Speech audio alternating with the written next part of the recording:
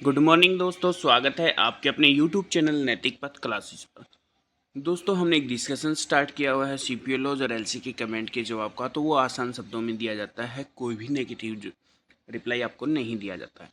आज से पहले जो डिस्कशन हो चुके हैं वो 16 डिस्कशन हो चुके हैं, और अब जो होने जा रहा है वो आज 17वां डिस्कशन होने जा रहा है।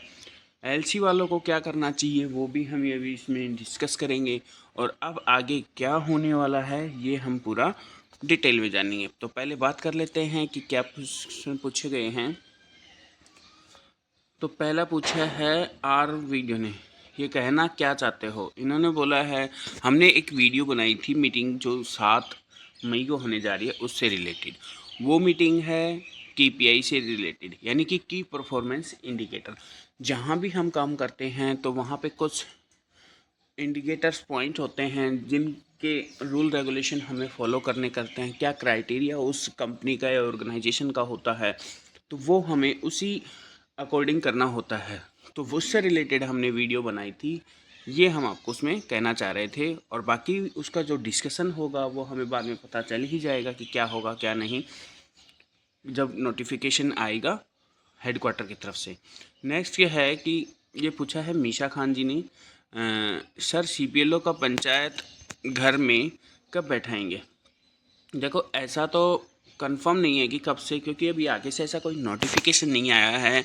बट हाँ, ये बोला गया है कि CPLO को सीटिंग दी जाएगी, और जिस भी गांव में अलॉट हुए हैं वहाँ पे उनको सब कुछ मिलेगा, सिस्टम, कंप्यूटर और इंटरनेट वगैरह जो भी अगर सुविधाएं होती हैं वो सब सुविधाएं बैठने को मिलेंगी, या तो ग्राम पंचायत घर में या सरपंच या BDPO जहाँ उनको बोलेंगे वहाँ उनको बैठना पड़ेगा।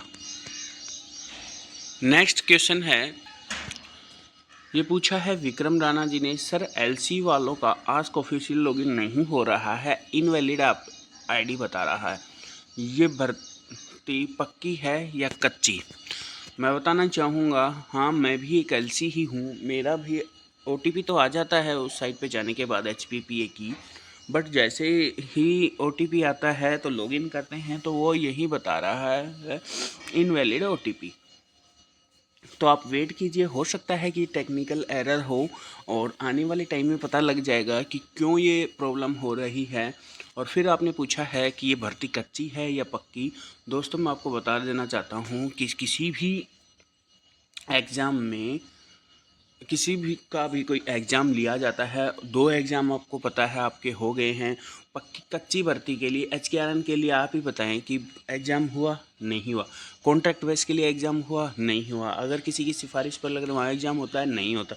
हाँ, बट आपका एग्ज़ाम हुआ है तो इसका मतलब ये एक पक्की भर्ती की तरह ही आप समझो। ऐसा नहीं है कि आप ये माइंड में नेगेटिव थिंकिंग लेके ही बताओ कि कच्ची भर्ती है या पक्की भर्ती है। हाँ, डिपार्टमेंट नया है, आपसे थोड़ा काम लेगा, हो सकता है कि आपको साल 6 महीने काम करना पड़े, उसके बाद आपका एक ग्रोथ है वो अच्छा हो जाए, परफॉर्मेंस बेस आपकी ये जॉब रहेगी। तो और हरियाणा का साइड ही पहला एग्ज़ाम होगा, HPSC को छोड़ के बाकी जो एग्ज़ाम है वो आपका नेगेटिव नहीं होते हैं। और ये आपको पता है कि नेगेटिव एग्ज़ाम बनाया गया है ये, और इसमें जो कैटेगरी वाइज कट ऑफ है वो भी नहीं थी, तो सभी को एक ओवरऑल सेम कैटेगरी में नापा है। तो ऐसी बात नहीं है, आप वेट कीजिए, SOP आने के बाद सब कुछ क्लियर हो जाएगा। नेक्स्ट क्वेश्चन प्रदीप कुमार जी ने, सर आप कंटिन्यू स्टडी करते रहें, हमारा पूरा सपोर्ट है, thank you dear sir. Thank you आपको भी, हम कंटिन्यू स्टडी कर रहे हैं इसलिए मैं कमेंट्स की रिप्लाई नहीं कर पा रहा हूँ। और अगर आपको कोई भी डाउट है तो आप हमें कुछ भी क्वेश्चन पूछ सकते हैं, वीडियो के द्वारा हम उसका रिप्लाई कर देंगे। नेक्स्ट है, ये ROCSC वाले ने पूछा है कि LC की ID बनाई थी पर मेरी अब बंद कर दी है। दोस्तों, आप अपने वहाँ तो जेड क्रीम जो है उनसे डिस्कस कीजिएगा कि मेरी ID आखिर बंद क्यों हुई। हो सकता है कि कोई रीजन से गलत बन गया हो, ऐसा हो सकता है कि आपका LC में हुआ हो तो वॉलंटियर कर दिया हो, तब उन्होंने डिलीट करके LC के लिए क्रिएट किया हो। तो आप एक बार कंफर्म कीजिए कि किसकी ID बनाई थी और आपको कौन सा मतलब कि आस्क लॉगिन दिया गया था या फिर वॉलेंटियर बनाया गया था या एलसी बनाया गया था, तभी आपका डाउट क्लियर हो पाएगा। ये आपका जेड क्रीम आपको रिप्लाई करेगा। नेक्स्ट है सुनील का बीर पत्ते हैं, आपका ब्लॉग कौन सा है? हमारे ब्लॉग में तो एलसी ग्रुप से ही रिमूव कर दिया है। ये तो आप अपने ऑफिस वालों से पूछिए कि ऐसा क्यों किया गया है। और मैं बताना चाहूँगा, मेरा जो ब्लॉक है नारनौल ब्लॉक है और हमारे ग्रुप अलग से बना हुआ है। और हम जो कैंडिडेट हैं 15 के समथिंग अभी कैंडिडेट हैं, और सबको जो विलेज है वो अलॉट कर दिया गया है। और सबको जितने भी हैं उनके आसपास ही विलेज मिला है। ये नहीं कि किसी को 10-15 किलोमीटर या 20 किलोमीटर दूर दे दिया गया है। वो 5 से 7 किलोमीटर की रेंज में सबको विलेज अलॉट कर दिया गया है। तो और हो सकता है कि काम अगर विलेज अलॉट हो गया है, जल्द ही आपको मीटिंग के द्वारा बाद में पता चल जाएगा कि कब से क्या काम करवाना है। आप वेट कीजिए, अभी आचार संहिता लगी हुई है। आप जब तक जितना आराम कर सकते हैं कर लो, और जब काम आएगा ना तो आपको फुर्सत भी नहीं मिलेगी, इतना काम आपको देखने को मिलेगा। फिर है छाबो देवी ने पहले सीईटी पर अब सीपीएल से पहले क्या मजाक कर रखा है सरकार ने बच्चों के साथ।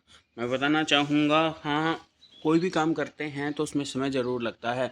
जल्दबाजी में अगर कोई काम होता है तो वो आपको पता है, अगर आप कोई जल्दबाजी में घर पे काम कर रहे हैं तो उसमें कुछ ना कुछ नुकसान ही होता है।